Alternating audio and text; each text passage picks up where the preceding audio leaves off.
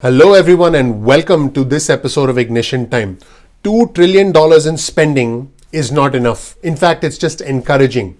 $10 trillion in spending is something that we should do. These aren't my words. Don't blame the messenger.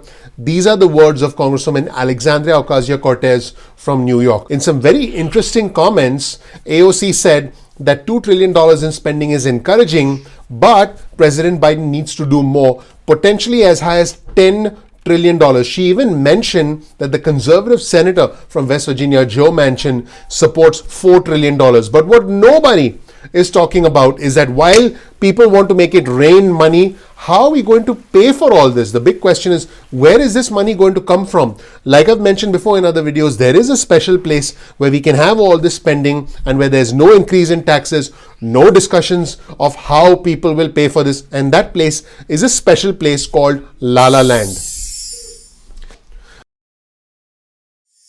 Let's start with this first segment from Congresswoman Alexandria Ocasia-Cortez, where she says that President Biden's $2.25 trillion American jobs plan is encouraging, but, and I'm quoting her, I have serious concerns that it's not enough to realize the very inspiring vision that the president has advanced. We need to go way higher. Let's check out the segment and hear from AOC. The vision that President Biden and the administration has laid out, you're right, has surprised a lot of us in a positive way. And in the detail and the thought that's here, the scope of it is really encouraging, except I think the how, that 2.2 trillion, 2.25 over 8 years, I have serious concerns that it's not enough to realize the very inspiring vision that Biden has advanced. And so I believe that those of us here,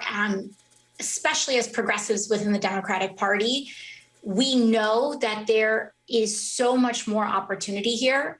And in order for us to realize this inspiring vision, we need to go way higher. Now, here's the interesting thing, folks. Rebuilding our country is expensive. It's going to cost money to rebuild our roads, rebuild our bridges. And the reason that no president has been bold enough to tackle this is because no one wants to increase taxes, because taxes have to be increased. Folks, we need to be realistic. We need to be pragmatic about this. We cannot just have it rain money without talking about a plan to pay for all of this.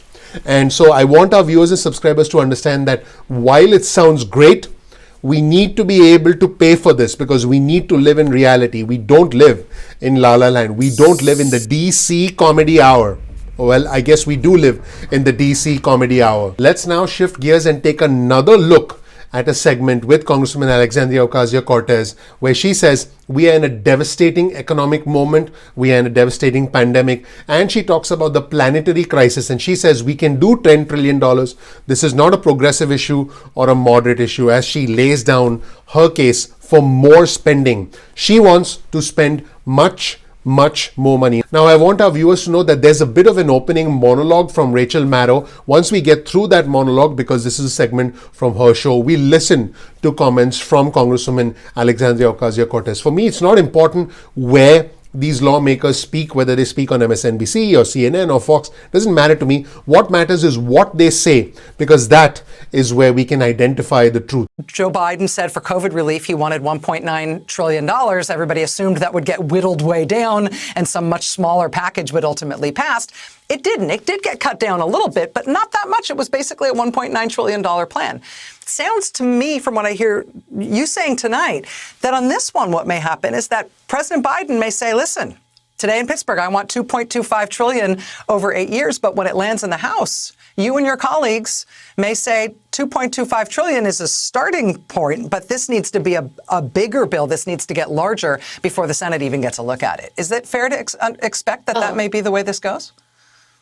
Absolutely. If we could wave a magic wand and the progressives in the House were able to name any number and get it through, which obviously isn't the case, but if we're looking at ideals and what we think is the actual investment that can create tens of millions of good union jobs in this country, that can shore up our healthcare, our infrastructure, our housing, and doing it in a way that draws down our carbon emissions to help us get in line with the IPCC standards. We're talking about realistically $10 trillion over 10 years.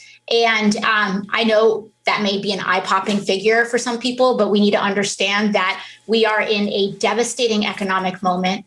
Millions of people in the United States are unemployed. We have a truly crippled healthcare system and a planetary crisis on our hands, and we're the wealthiest nation in the history of the world. So we can do 10 trillion. That is a thing of political imagination. However, even when you break it up into those two parts, what's important to remember is that this actually isn't just a progressive versus a moderate issue. You have some of the most conservative members of the Democratic caucus, like Joe Manchin, that have even signaled support for a $4 trillion infrastructure plan, which is double in the numbers. Thank you for watching, everyone. My name is Dr. Nitin Chhoda with Ignition Time. Those were some interesting comments from Congresswoman Alexandria Ocasia-Cortez. Let me know what you think, whether you agree or disagree with her comments. Very interesting comments about spending more money. What I'm noticing as I listen to these lawmakers is that all the progressives want to spend more money. All the conservatives want to complain about tax increases. But the fact is, we need an improvement in our infrastructure and we need a way to pay for this. The progressives talk about the need for improvements, but they don't talk about how we'll pay for this. The conservatives talk about the problems associated with the tax hikes, but they don't talk about the fact that we need infrastructure. There needs to be a middle ground, and that is the headache for President Biden and the White House. Let me know what you think in the comment section below. Thank you so much for watching. Please click the like button. Please subscribe. Please enable notifications. I would really appreciate it if you do that. Thank you so much for watching. I'm looking forward to seeing you in the next episode of Ignition Time. Take care. Bye.